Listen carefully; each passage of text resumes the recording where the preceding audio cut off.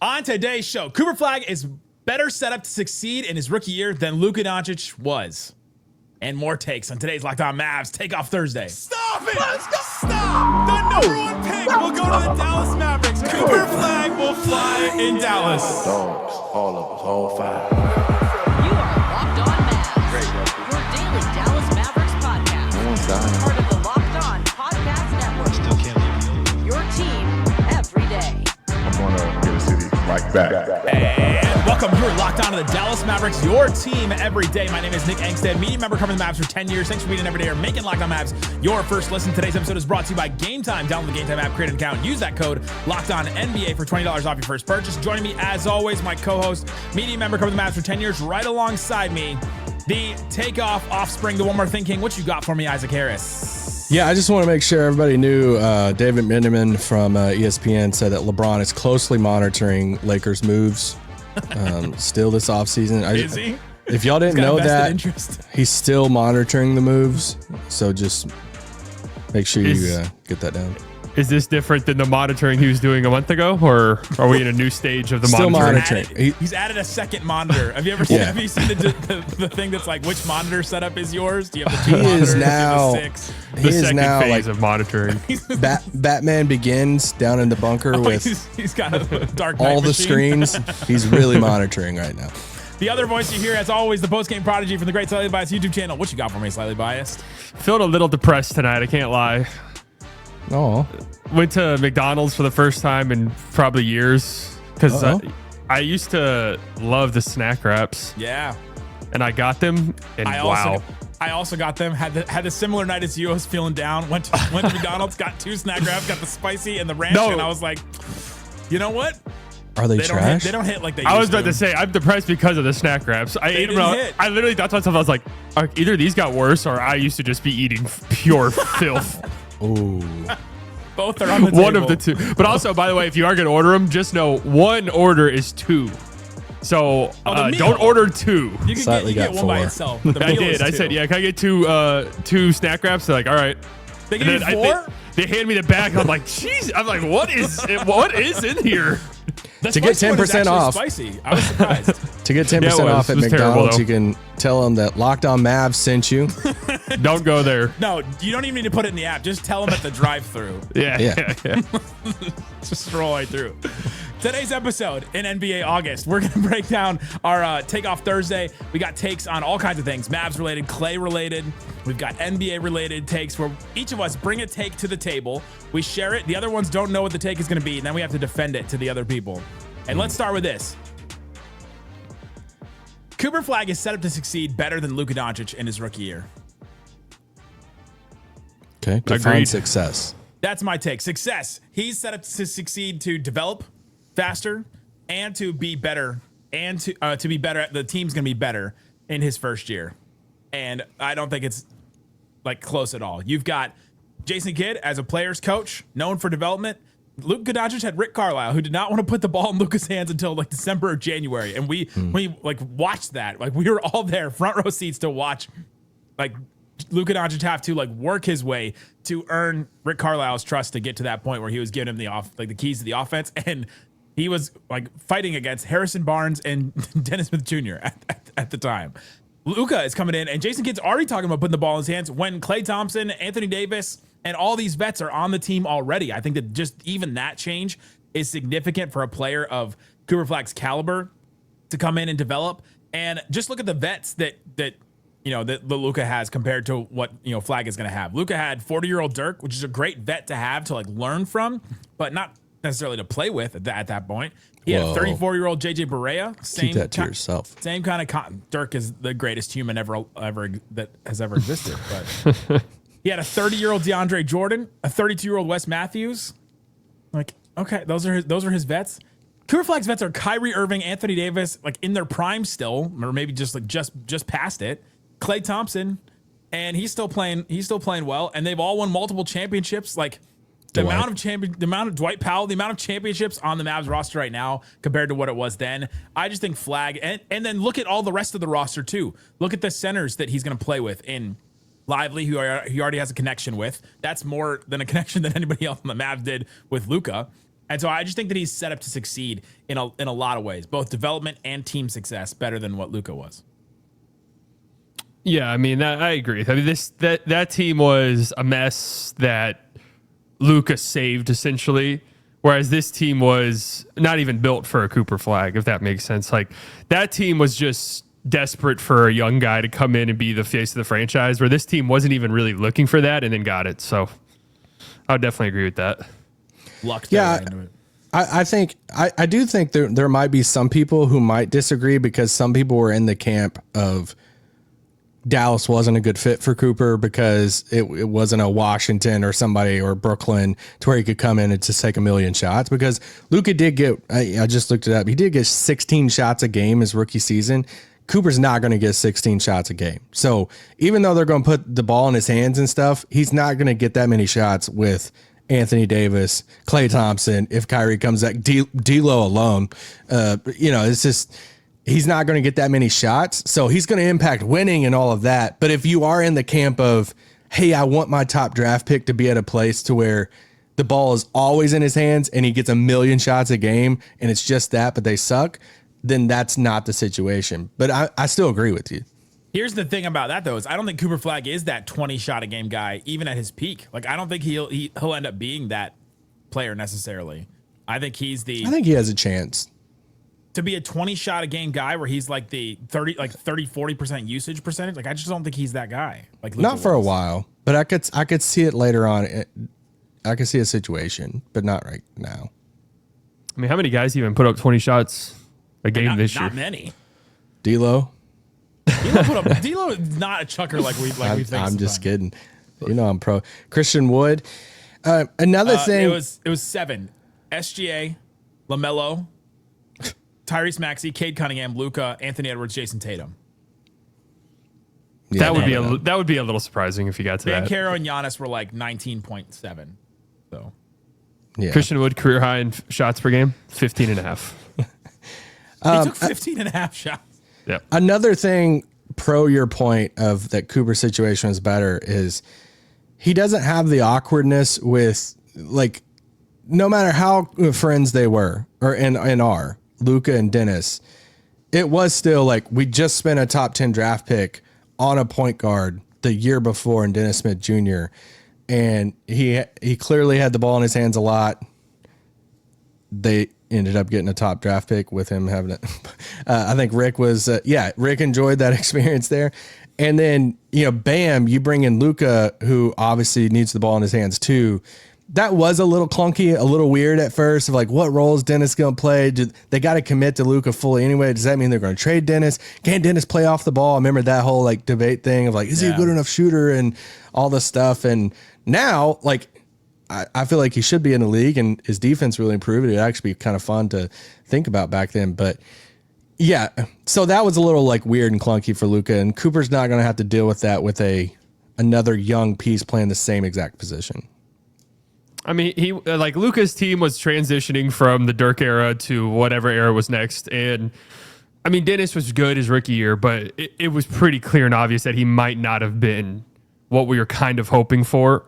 Whereas Flagg is coming into a team that wants to win a championship. So, and that's good for him. I agree with everything else said. That like, I never agreed with that isn't actually a good landing spot for Flagg. I thought the exact opposite. I like the idea of him being somebody who his ideal is, we talk about like Scottie Pippen, right? Like that's a big time comparison where he can play off ball and then play on ball and help you defensively and be like a Swiss Army knife. Like this is a perfect opportunity for him to develop like that.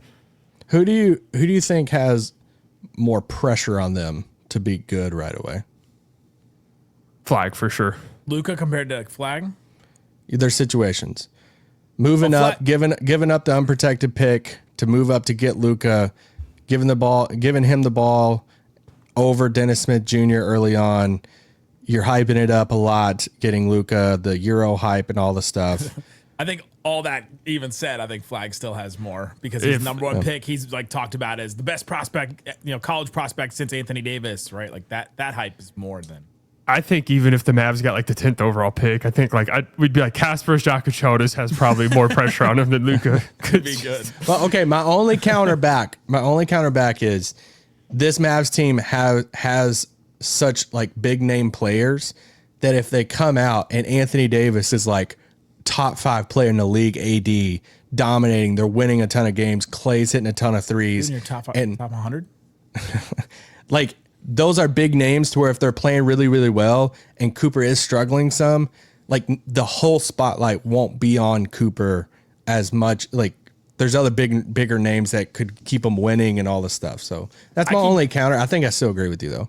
I keep talking about Anthony Davis is the human meat shield of pressure for Cooper Flagg this year. Like he is going to stand right in the way because it's all going to come on Anthony Davis. Like if he's out injured, it's all going to be on him. Like, well, what is Cooper Flagg supposed to do? This top 10 player is out all the time, and Anthony Davis, so Nico too. Oh yeah, well then obviously Yeah, it's tough. coming up, Klay Thompson. A take on him that I don't know what it is. I can't Is that Isaac's take? I was waiting for Isaac Slightly? to come in. That's not my take. I was waiting for Isaac to tease it, and we'll talk about Klay Thompson coming up. Today's episode of Locked On Mavs is brought to you by Open Phone. If you're running a business, you got to know every missed call is money left on the table. Think about the last time you had an urgent need, maybe for a plumber service or something else. You know that the first person didn't answer. You know that you're like, all right, skip them. I'm going to call somebody else. You can't waste that opportunity as a small business owner. So Open Phone is the #1 phone system built to streamline and scale your customer communications, all from an app on your phone or computer. No longer do we have to pick up the phone off of a receiver, and that's the only way you get your calls. Open Phone is offering our listeners 20% off your first 6 months at openphone.com/LockedOnNBA. That's OPENPHONE.com/LockedOnNBA. And if you have an existing number with another service, Open Phone will port them over at no extra charge. Open Phone, no missed calls, and then you'll get no missed customers. Shut it down!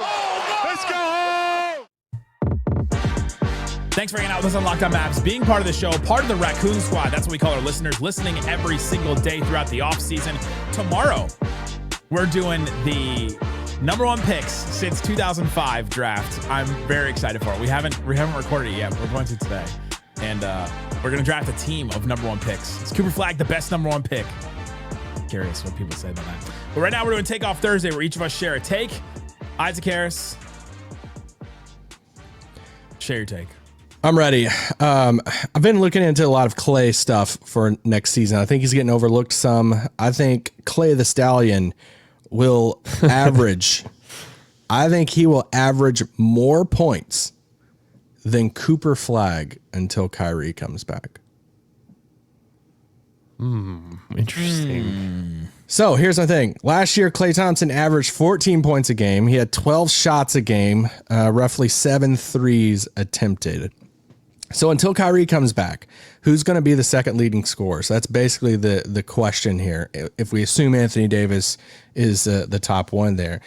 One of the things, too, when you think about Klay is, I don't know if there's still a camp that thinks about the injuries and stuff for Klay a lot, or like, hey, he's hurt, different things. He's been pretty healthy the past few seasons since the injury. How many games last year? Yeah, the last 3 seasons. He played in 72 games last year, 77 games the year before that, 69 games. Nice.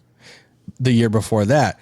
That's a pretty good. I mean, I wish you could guarantee that for Anthony Davis. So, I just say he averaged 14 shots a game last year. I think those shot attempts are going to go up, especially with Kyrie out to begin the year. I think I'm just kind of in on him having a really good efficient season. I think he's going to chuck up the threes. I think that 7 threes a game is going to go up to 9 or 10 a game for him, especially at the beginning of the season. He's also he becomes the de facto end of game free throw shooter compared to Kyrie, which both of them were good guys to have at the free throw line at the end of the games. But Kyrie and him both shoot a high percentage. Now they're going to try to get the ball to Klay every single time at the end of the game. If they need free throws, he's a 90% free throw shooter. So that's my hottest take there. I think he edges out Cooper. I think they're hand in hand, but I think what? Nothing. Just nothing. Keep Huh? going. Edges out Cooper? What's wrong with that? Get your head out of the gutter, man. You naughty brain, you. Just because you he edges out Cooper and the points per game. I think it's close, but I think he, yeah, there you go.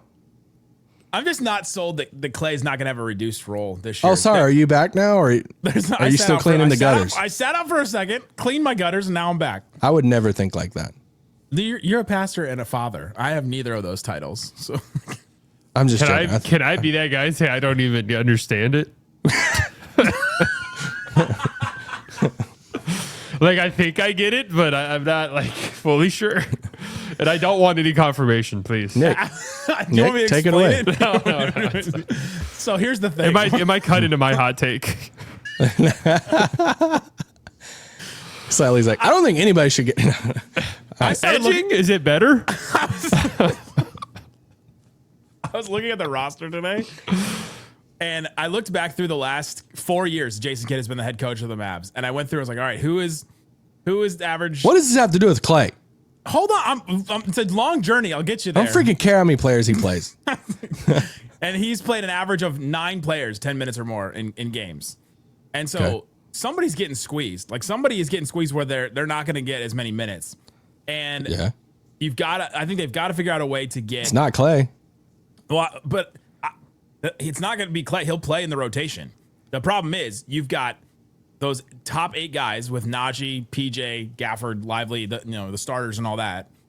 And then you've got Max Christie, Caleb Martin, Dante Exum, Brandon Williams on the outside looking in for that rotation. I'm not worried about them taking shots from Klay. Whose minutes are going to go down? I think a 36-year-old Klay Thompson's minutes could go down because of that.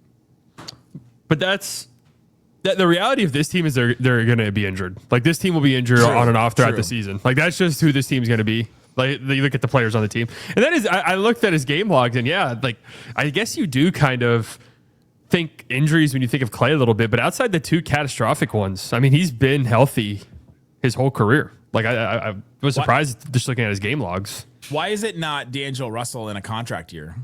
I was thinking D'Lo, but I'm thinking with Klay, it's not a take that I'd like argue with because I could see it, but I'm saying, like, who's going to set him up though?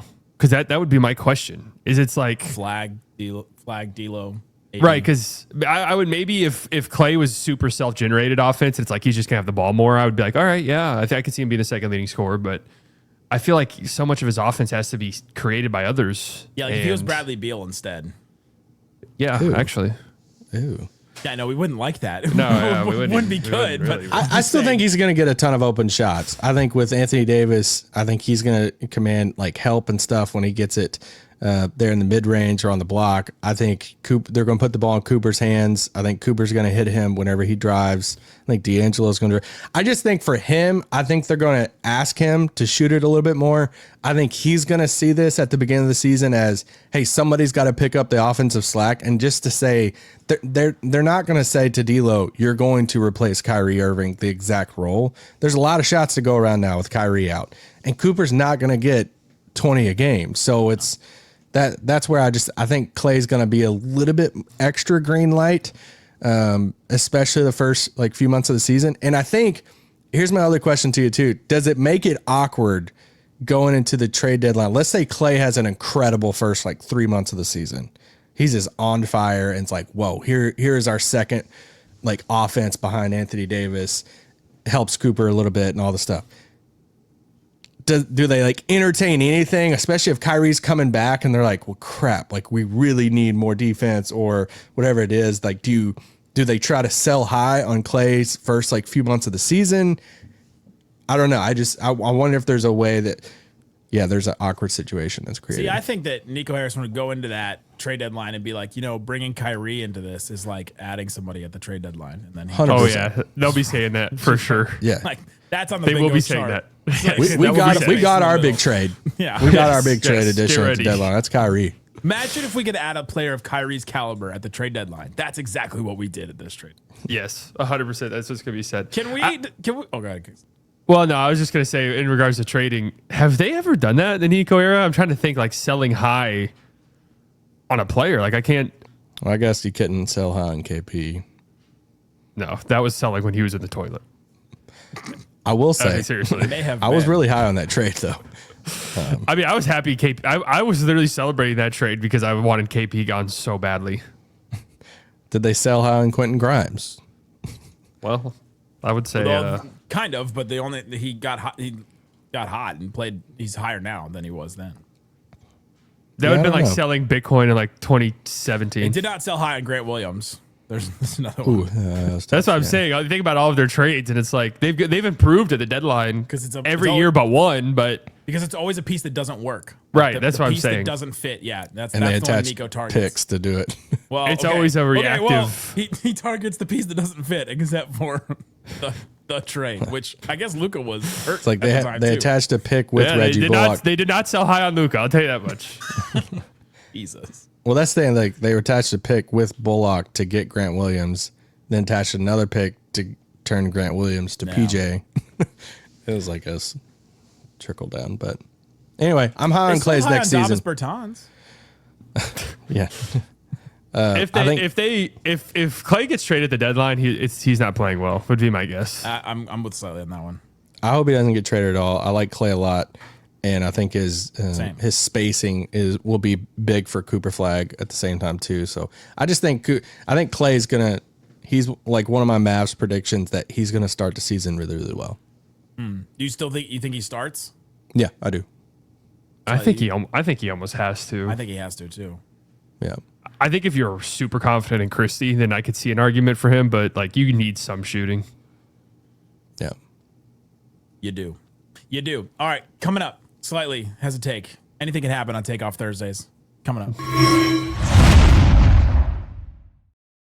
Today's episode of Locked On Mavs brought to you by, it's Game Time, one of our favorites. I love Game Time because if you decide and go last minute to like a Dallas Wings game, which is what I go to a lot, you can get your tickets on Game Time. Sometimes I get them. I'm not driving, of course, but I am getting my ticket on the app as I go to an event. You can get tickets right now. Saturday's game, Phillies at the Rangers, Globe Life Field, $29. And I click on it right here and I can go see the view from my seat. I can go see exactly where I'm going to sit for this $29, and I know that $29 includes the fees, which is awesome too. Great stuff all the time from Game Time, and you can see all the different kinds of events going on across DFW.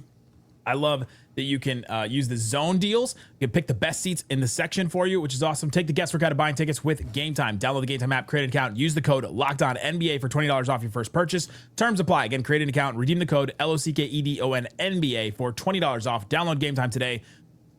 Last minute tickets, lowest prices, guaranteed. Shut it down! Let's go home! It's Takeoff Thursday. We're each sharing a take. Isaac talked about Klay Thompson, second leading scorer. I talked about Cooper Flagg being set up to win in his rookie year. Slightly biased. Take it away. All right, my unpopular opinion, hot take, throwing green dildos onto a WNBA court, not funny. The funny topic on Takeoff Thursday. No, I'm just joking. That's not my actual topic. I did say anything could happen on I did I'm warn with you. No, my actual take is kind of ESPN type, like a type of hot take, first take style. But, I think when you look at other sport leagues, and baseball used to be really bad about this, but I think they've gotten better. And I am kind of an outsider with baseball now. I don't really watch that much. But the way the basketball gets talked about is despicable, in my opinion. And I think it actually plays a huge reason into why people feel the way they feel about the league at times. And I think our lives would be just so much better. It'll never happen. But our lives would be so much better if we all just came together and just agreed with the cold, hard truth that is, the league is so much better and more talented now than it has literally ever been. And that's not even up for debate at all. Like, I think you sound stupid even debating it. So instead of doing this moronic debate where it's like, now I'm having to say the 90s are better than the 2010s. And in the process of doing so, I'm like tearing down either the 2020s or tearing down the 90s. We could just celebrate the different eras of basketball for being the different eras that they are. And we don't do this moronic debate because it's not even up for debate. Have you in the summer I will put on NBA TV when they're doing hardwood classics. Oh man, you cannot watch one of those games and tell me the league was as talented then as it is now. You cannot with a straight face begin to tell me that. There was this clip of I was literally going to bring it up. The first 3 minutes of the Jazz Bulls. Jazz Bulls finals. And it's a finals. So there are there's nerves and all that. But they get a wide open dunk in the first couple seconds because nobody's really playing defense. And they're just all kind of standing in this zone looking defense. And you're just it's all so slow. And you're just realizing, man, the fast decision making and the athleticism that is in today's game is just so different.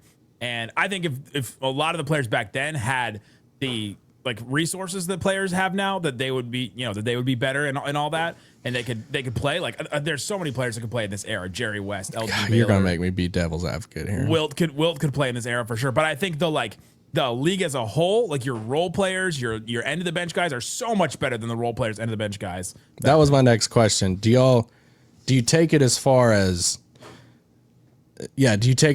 like, hey, you hold it against the top players back then, or it's more about like, hey, the role player today or the bench guys today are just light years ahead of the. I kind of answered it, but also, did Dr. J like have a jump shot? See, like I don't hold it against anybody. Handle slander on Dr. J. I don't hold it against anybody because it was different times. The games were played differently. Like the league requires more out of you as a player today. Like that's just the reality because the floor is more spaced. It's more skill oriented. Defenses are schemed differently. Like, they'll take you out of a game. They will the defensive schemes are so advanced now. They will do everything they can to take you out of a game as a superstar. So you have to develop as a superstar. You have to grow and advance. And what about the physicality though? I think the league is. I think there was a bad stretch physicality wise, but I mean, why was it more physical? Because had guys like Charles Oakley that's what they did. I agree with you. You can't have a player like that anymore. You had less skilled players that relied on physicality a lot more, but again, I'm not using that as I'm not saying that as a bad thing. I'm just saying that's how it was. And go watch these games. They are out there and readily available to anybody in the comments who might be typing up a storm right now.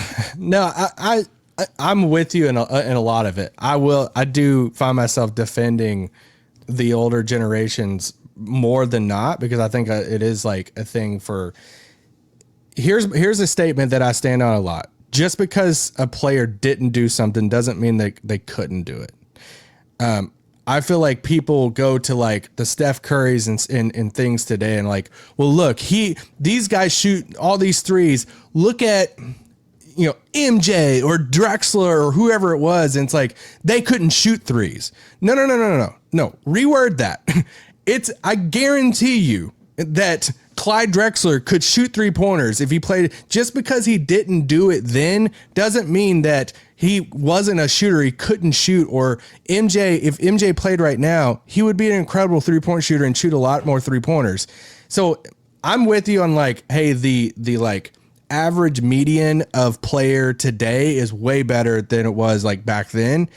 But I'm also in the camp that I think a ton of players that were at the top of their games throughout the years, Olajuwon, Wilt, like so many of those players would be just as dominant in today's game. Hakeem would be like the best player in the NBA right now, I think. Amazing. He would be so good. And I think even you could look at like some of the average, like I was going back and looking at the Triple J's in Mavs history with Jim Jackson, Jamal Masher, and Jason Kidd. Tony Brown. Man, those three right there, like they would be so much fun in today's game. And I think that they would be really good in today's game. So that's my thing of like, I'm not like full JJ Redick of like, hey, they're all plumbers. They all sucked. But also like, I think the bench player today is so much better than like the bench player back then. I can't believe the coach of the Lakers would have that take.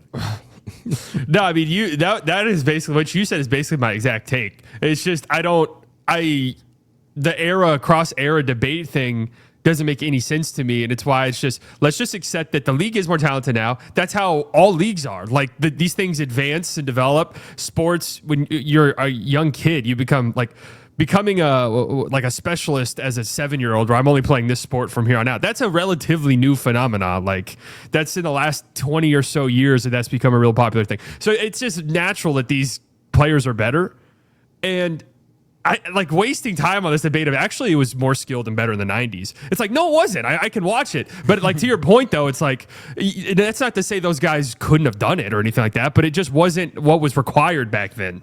You know? All right. One of my pet peeves, too, with these debates on ESPN or whatever it is when they look at a player in today's game like a role player and they're like, put Lou Dort in the 80s and he would be Magic. I hate that. I hate it. I hate that. It's like just because you take like I get that it's like the skill and athleticism in today's game, but you couldn't take the average role player today in all these situations that people want to name and put them in a past era and say, dude, they would be a top 5 player because the league is so much better now. And just the same as like, hey, if you take Horace Grant and put him in today's game, he wouldn't even make a roster. And it's like, no, I don't believe that either. Like, no, come on. Peak Horace Grant would be Horace on a Grant was roster. good. I agree with you. Would definitely be on a roster. It's those extremes. I mean, we could talk about people love to debate extremes all the time. Those extremes are like very hard. And that's why I hate doing the whole like, even when you look at like Bill Russell and the amount of teams that were in the league and people want to diminish his rings and all this stuff, it's like, okay, I hear the argument for that because there wasn't that many teams in the league and he won 11 rings and all this stuff. But it doesn't mean Bill Russell sucked or he's not one of the best of all time because of that. Doesn't mean that he couldn't win a bunch of rings. I don't know. I hate the. I'm with you. I hate the debates too. I wish you could just talk about like eras and stuff, but that's not how sports media works. Well, I mean, I don't even mind the GOAT debates, but it's like these discussions always end up in just the league looking worse at the end. Like it's just like the two people debating it. It's just like, do you even like the sport in any capacity at all? Like that's how I always feel after listening to it. And it's on like ESPN. It's on like these major. It's like what goes viral when you're talking about the NBA. It doesn't make any sense to me why the NBA is so driven like this. And you like the NFL. They're talking about like. You turn on ESPN, they're talking about the Chargers training camp. It's like, would we ever turn on ESPN in September and see them talking about, well, the Timberwolves training camp this summer? Like, they really like what they're seeing out of Rob Dillingham. You would never in a million years see that. No. I mean, there's so many NFL shows now. It's like, all right, hey, let's turn this on. It's like Herbert out routes, 20 yards out to McConkey. Like, you look at those and it's like, this is cool. Like, I like hearing about this stuff. But it's also like, what's sad too is like, so much of it is about views and like ESPN just leans so much into that. You look at why Kendrick Perkins gets paid as much as he does compared to Zach Lowe getting laid off. Like that just tells you everything in the book right there. That, yeah, I mean, because Perkins to say anything crazy, and then it's getting aggregated. It's getting clipped by NBA Central. People want to say, well, oh, what's Perk about to say? Like this is gonna be stupid. It's like, dude, no, we don't. I don't care. But it gets clicks and it gets views on YouTube and you get money off that. We know it. It's gotta be. We capitalize stuff in our titles just for people to watch. So yeah, I mean that's true. But the Kendrick Perkins thing has to be bots. I can't for the life of me get it. I try to see like, oh, I can see why some people would like this. That stuff I'm like, what is the appeal here? Or Arenas, like, well, he's his own separate thing entirely. People are just watching because he owes them money. Nah. Anyway. He's not even bad. I don't lump him in with the other basketball type because he's not on a network, is he? He's got his own podcast stuff. No, not a major one. See, Kendrick Perkins is on ESPN on the halftime shows, so it's like there's people in the same department that don't have jobs because they're paying people like that, and that's the stuff that Barkley and Shaq are doing the same thing, and they say stuff all the time that's like not right. But they present themselves as an entertainment, jokey type of show, whereas people still respect them. That's true, and they were, I was gonna say, and they were players. Kendrick Perkins was a player, but they come off genuine in what they say, in my opinion. And they grate on me sometimes, but they at least are genuine, and you can tell they're having fun. Where Perkins, it's just like it comes across so disingenuous, and it's just like, feels so forced, and they try to present themselves as this like we are the worldwide leaders of sports talking about the NBA. So you should listen. Let us know in the comment section if you got the joke. If you got the joke that earlier, there's all kinds of different things. Tomorrow we'll do the fantasy draft of the top picks, the number one picks for the last 20 years. Guys, thanks so much for listening to Locked On Mavs. Peace out. Boom. Kendrick Perkins.